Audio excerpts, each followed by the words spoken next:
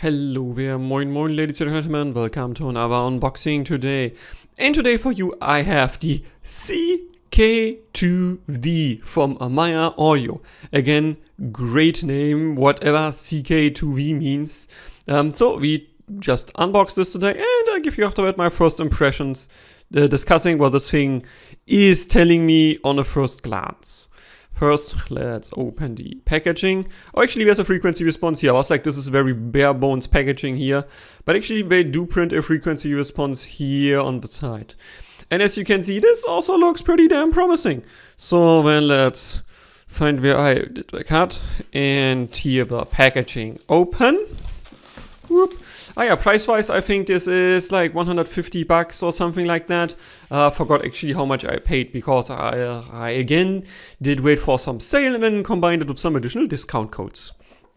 So, packaging like this, and I assume this is... Does it open from the side? How does it open?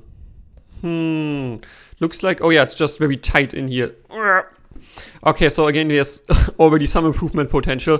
Dang, this is tight. Boy, is this tight. Okay, legitimately need to do this off cam and do a cut here.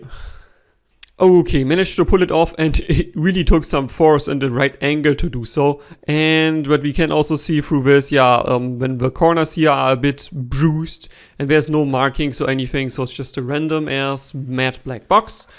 On the inside, we get here the introduction with the QR code, the QC pass. What does it actually tell us? It's again just the standard thing, how to wear it. Yep, it is.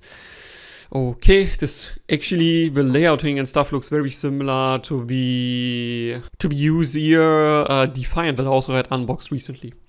And then again, this not marked sheet just goes out. And here we get the actual IM inside. But before the IM, let's check out the actual carrying case. And also, yeah, this general style of packaging is very similar to the user. Is this actually the same OEM making all of these? Because we also hide the cable beneath here. And the box is very similar. But yeah, not sure, would need to do some Googling. This is the actual packaging here. And here it says CKLVX, whatever again that means. It's a pack, as you can see, zipping it around like this. And I guess if it's closed, it would be stable enough. The zipper is smooth enough.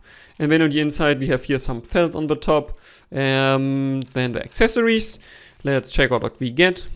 First again, a 4.4 Pentacon here. And again, this looks pretty similar to other cables, but I have had Polar cable actually looked at basically exactly the same in terms of how the connector worked.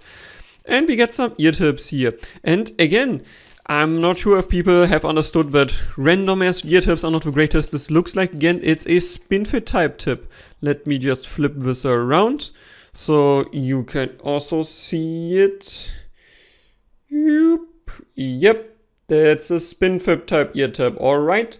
Again, nice to see, like people really stepping up the accessory game here. And besides that, you do get some random ass silicone tips. These are the more sticky type here. That also came with ALZ Audio and a few others. And some bigger foam tips here, which just look like random ones. Here the user Defiant did a better job in my opinion, because yeah, they get you small foam tips. But again, spin fit type tips, really nice to see. Then we check out the IM and cable. Let me remove the cable, I would say, first. Whoop. We push the box a bit out of the picture here. That is the cable here. And let me remove the Velcro. Whoop. First, I think we check out cable before we come to IM. Again, nicely smooth overall the cable here. As you can see, this is literally how I unboxed this. Core thickness, let's get this into the video here.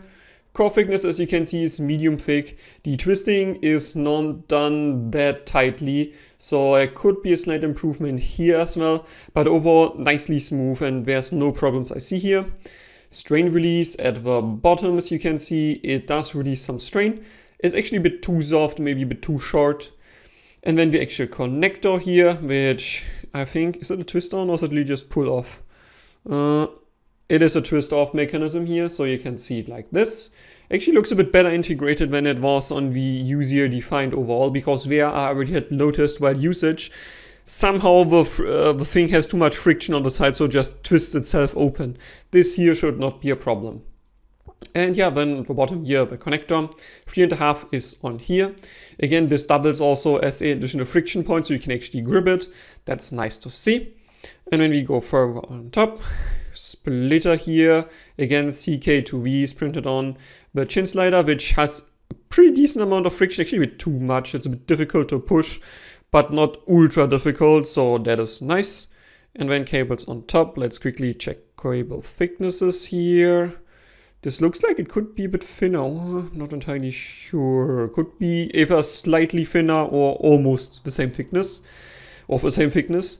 And again, let's check out smoothness. Not ultra smooth, but smooth enough. And then this is the actual IM here. Let's get it in the picture.